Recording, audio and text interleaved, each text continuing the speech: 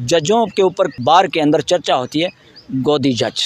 गोदी जज कौन होता है? गोदी जज हाँ। जो सरकार के इशारों पे सरकार के अनुरूप काम करता है, फैसला देता है, उनको गोदी जज अब बार के लोग कहते हैं। सरकार इसको हर तरह से डिफ्यूज करना चाहती है। गोदी मीडिया इसमें लगा हुआ है, इलेक्शन कमीशन भी लीपापोती करने में लगा हुआ है। नमस्कार, मैं ज्योति यादव और आप देख रहे हैं उल्टा चश्मा यूसी। सुप्रीम कोर्ट में इस वक्त मैं मौजूद हूं और ईवीएम के मामला थमने का नाम नहीं ले रहा। अखिलेश यादव से लेकर कमलनाथ तमाम दिग्गज नेताओं ने ईवीएम के भ्रष्टाचार पर सवाल उठाया और बताया है कि किस प्रकार से बार बार लगातार खासतौर पर मध्य प्रदेश और राजस्थान जहां के नतीजे आए हैं वहां पर ईवीएम की बदौलत भाजपा सरकार बनी है। इस वक्त मेरे साथ सुप्रीम कोर्ट के वकील, वरिष्ठ वकील कहना चाहूंगी, चर्चाएं बेहद जरूरी हैं और इनसे बात करना तो उससे भी ज्यादा जरूरी है। बलराज सिंह मलिक सर, क्या कहना चाहेंगे आप इस मामले पर?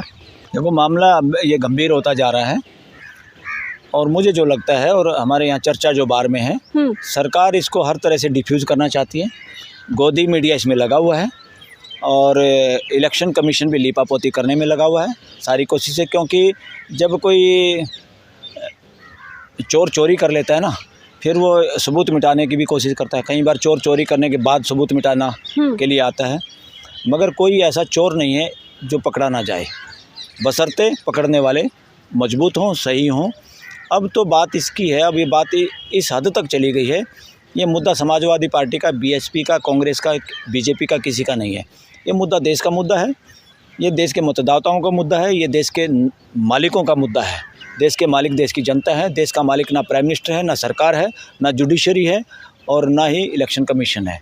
ये लोग देश के द्वारा स्थापित, देश का संविधान और संविधान द्वारा स्थापित ये संस्थाएं देश के लोगों के मन माफिक, उनके जनप्रतिनिधियों के जरिए उनकी कही हुई बात के मन मुताबिक देश को चलाना होता है संविधान के दायरे में।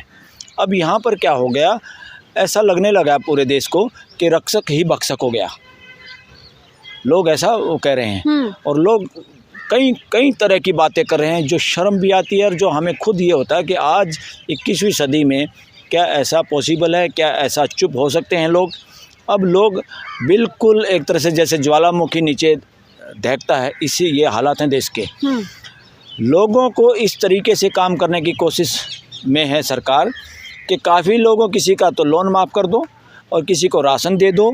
जो असली बोलने वाले जो लोग हैं, जिन्होंने मतदान किया है इस इलेक्शन में सरकार के खिलाफ, वो लोग ज़्यादा पीड़ित हैं, क्योंकि उन्होंने वोट किसी को दिया है, वो गिनती कहीं और जाके हो रही है। इसलिए ज़्यादा मतदान मध्य प्रदेश का, जहाँ तक हमें मालूम पड़ा कि मध्य प्रदेश में ज़्यादा मतदान गांव में हुआ और शहर में तो मतदान हुआ ही नहीं। जहाँ पे ज़्यादा वोटें मिलती हैं शहर में लोग बीजेपी को, क्योंकि कौन लोग रहते हैं, वो सत्ता के नज़दीक, सत्ता से फ़ायदा उठाने वाले ज़्यादा लोग शहरों में रहते हैं और जो उच्च वर्ग के लोग हैं वो शहरों में रहते हैं और वहाँ पे मतदान कम है और उल्टा बीजेपी का संख्या भारी जीत में। ये कैसे हो गया? और बता रहे हैं अंडर करंट है। अंडर करंट कैसे हो सकता है? अंडर करंट तो जब होता है जब जिसके खिलाफ वो आप वोट डालते हैं वो सत्ता में है और उससे आप डरते हैं, तो आप चुपचाप वोट डालते हैं, उसको कहते हैं अंडर करंट। जहाँ नीचे भी बीजेपी, ऊपर भी बीजेपी और नगर निगमों में भी बीजेपी, ऐसी जगह तो आप वोट भी ना दोगे तब भी एहसास दिलाना चाहते हो मैंने आपको वोट दिया, क्योंकि आपको उनसे काम लेना है। इसलिए ये सारी कहानियाँ जो घड़ी गई हैं, जो नैरेटिव घड़े जा रहे हैं या घड़े जाएंगे आने वाले दिनों में, इनका असर मुझे नहीं लगता इस बार देश की जनता डिफ्यूज हो पाएगी। और अब ये अपोजिशन को भी इस मामले से, अब लोग कह रहे हैं क्यों जीत गए सारे, ये 4 क्यों जीत गए, वो तेलंगाना क्यों जीत गया? अरे भाई, यहाँ सीटें ज़्यादा हैं, अगर यहाँ हार हो जाती, सही गिनती हो जाती, तो इसका इलेक्शन पे सीधा प्रभाव पड़ता, देश जाग उठता। जो ना बोल पा रहे वो भी बोलते और जो भयभीत है वो भी बोलना शुरू कर देते हैं और जो लोग दबे कुचले हैं, जो किसानों की मांगें पूरी नहीं हुई पहले भी, वो भी सड़कों पे आ जाते हैं। अब सारा माहौल ऐसा बनाया जा रहा है ताकि वो जो बोलना चाहते थे वो भी डर के दोबारा बैठ जाएं कि भाई होना तो कुछ है नहीं। अब पर विधानसभा में भी बीजेपी आ गई तो पार्लियामेंट में हम कैसे हराएंगे, इसलिए घर बैठ के चुप बैठ जाओ और इससे ज़्यादा और कोई काम करने की ज़रूरत नहीं। ये एक खेल है। ये सर, ये पूरा मामला अब सुप्रीम कोर्ट, जहां इस वक्त मैं मौजूद हूं, और डीवाई चंद्रचूड़ के मतलब निगरानी में है, तो क्या हुआ है अभी तक? देखो, वो तो मुझे पता नहीं, जिन्होंने पिटीशन डाला ज़्यादा डे टू डे एक्टिविटी उनको पता है कि कहाँ तक बात पहुँची है।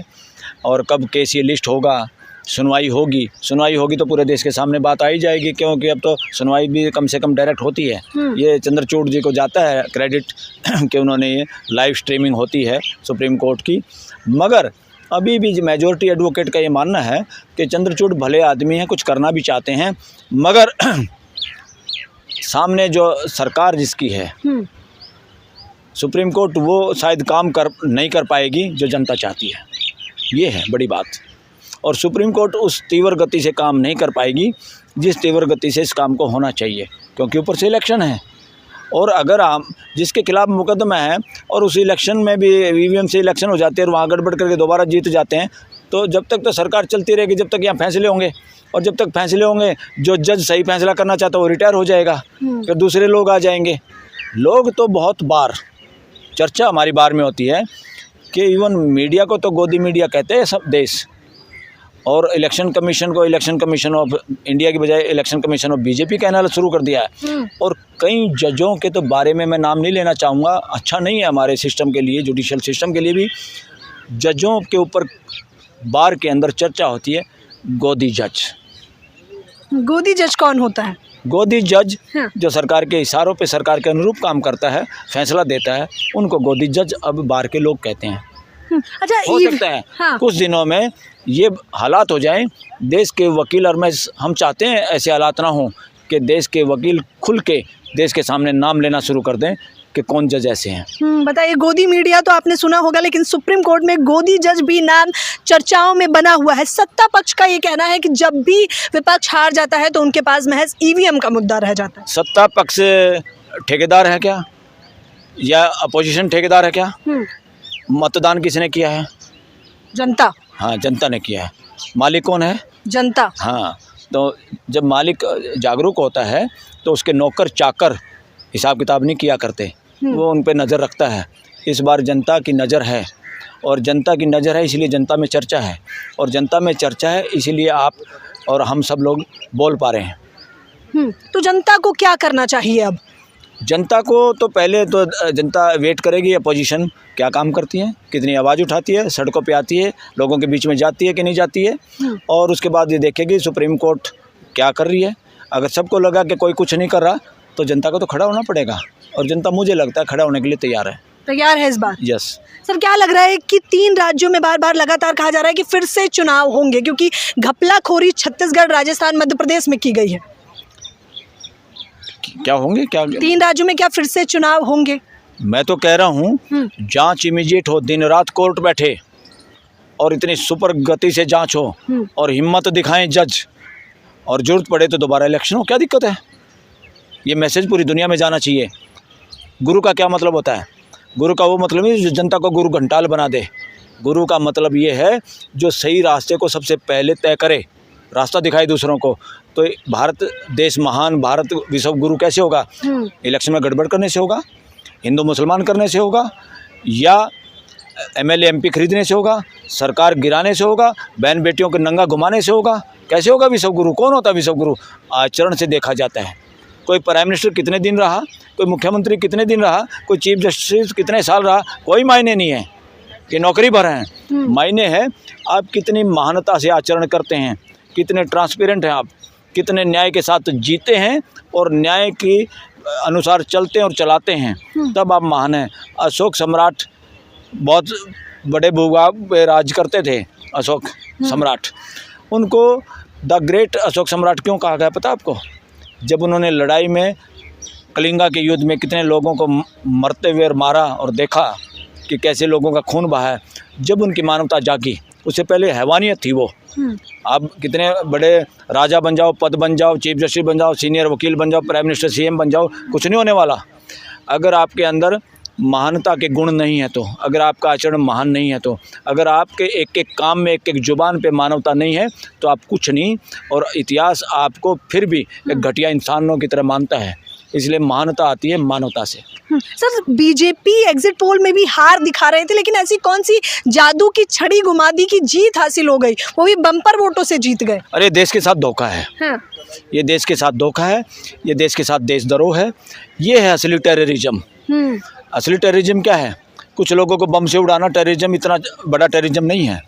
देश के साथ उसके धोखा सबसे बड़ी चोरी, देश के साथ देश को अंधेरे में रखना सबसे बड़ा धोखा देशद्रोह, और देश के लोगों को चुप रहने पे मजबूर करना, डराना सबसे बड़ा आतंकवाद है।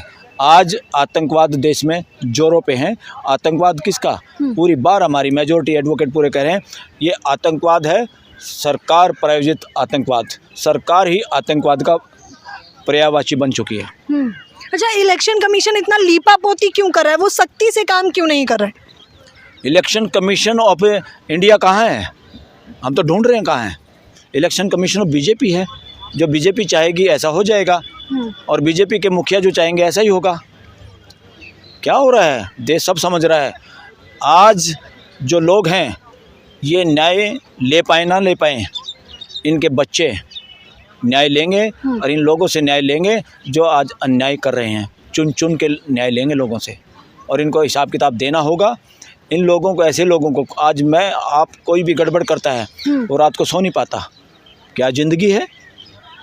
आप और हम किसी भी पद पे बैठ जाएं, न्याय करेंगे तो अच्छा लगता है, अन्याय करेंगे, अन्याय का क्या मतलब है? लगातार एक कुर्सी पे रहना, लगातार एक पद पे रहना, लगातार सबसे अमीर बने रहना, ये है क्या? ये मानवता नहीं है, ये महानता नहीं है।